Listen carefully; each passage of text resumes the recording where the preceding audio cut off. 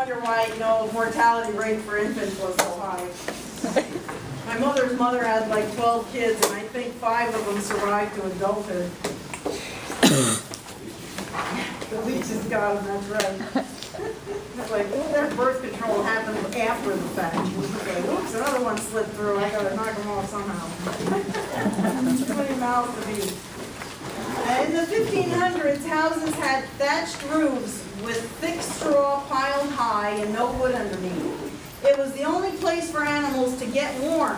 So your dog or cat and other small animals like mice and rats and bugs would live up in the straw roof. When it rained, it became slippery, and sometimes animals would slip and fall off of the roof, hence the saying, it's raining cats and dogs. There was nothing to stop things from falling into the house from the thatched roof, right? This posed a real problem in the bedroom where bugs and other bug droppings could really mess up your nice clean bed. So they constructed a bed with big posts and hung a sheet over the top for some protection, and that's how they came up with canopy beds. The floor was dirt. Only the wealthy had something other than a dirt floor, and everyone else was dirt poor.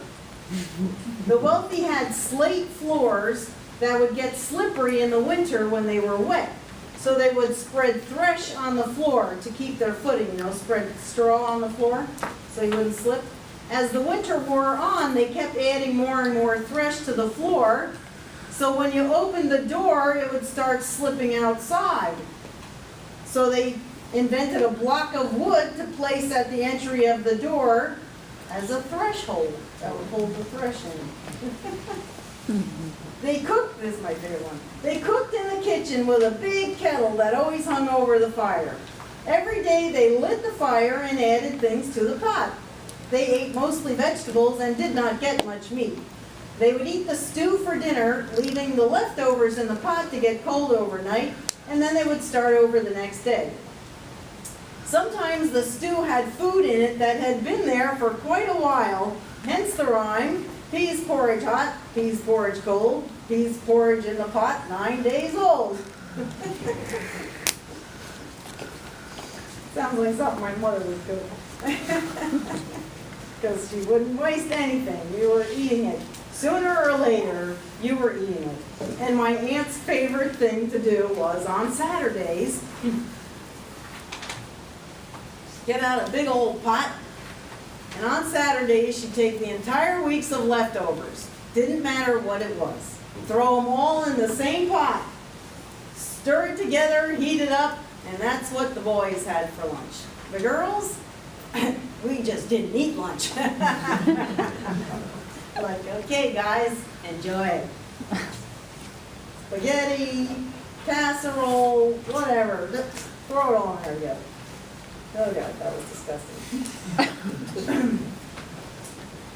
Sometimes people would be able to obtain pork, and that made them feel quite special.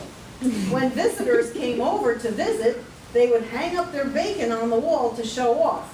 It was a sign of wealth that a man could bring home the bacon. They would cut off a little slice of the bacon to share with guests, and they would all sit around and chew the fat. People who had money had plates made of pewter. Food with a high acid content, such as tomatoes, would cause some of the lead from the pewter to leach onto the food, causing lead poisoning and death. This happened most often with tomatoes, so for the next 400 years or so, they thought tomatoes were poisonous. Most people did not have pewter plates, but they had trenchers. A trencher is a piece of wood with the middle scooped out like a bowl. If you were really poor, your trencher was made out of a piece of stale Paisan bread, which was so old and hard that they could use them for quite some time. Trenchers were never washed, and many times worms and mold got into the wood or the old bread. After eating off wormy, moldy trenchers, a person would get trench mouth. That's just too gross. I'm sorry. I'll rather eat out of my freaking hand than out of some moldy, wormy piece of bread. Oh, God. Seeing that girl was neurotic about her butthole, I mean, she needed to live in the 1500s. Then she'd really have something to worry about. She'd be over her butthole. That'd be the cleanest thing she'd ever seen. Bread was divided according to status. Workers got the burnt bottom of the loaf. The family got the middle, the guests got the top or the upper crust. Lead cups were used to drink ale or whiskey. The combination of the lead cup with the alcohol would make the lead leach out of the cup and go into the alcohol, right? The combination would sometimes knock a person out for a couple of days. So not only are you passed out drunk, but you're like semi-comatose because of the lead poisoning. So someone walking along the road might take you for dead and prepare you for burial. So they'd take you home and lay you out on the kitchen table for a couple of days, and the family would gather around and eat and drink and wait and see if the person would wake up. Hence the custom of holding a wake. Well, let's put him on the table for a few days and make sure he's really dead. England is old and small, and they started running out of places to bury people. Therefore, they would dig up coffins and would take the bones out to a bone house and reuse the grave. When reopening these coffins, they found that 1 out of 25 coffins had scratch marks on the inside, and they realized they had been burying people alive. So they thought they would tie a string around the wrist of the corpse and lead it through the coffin, up through the ground, and tie it to a bell above ground.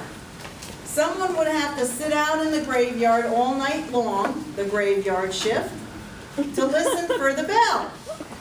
Someone could be saved by the bell and considered to be a dead ringer.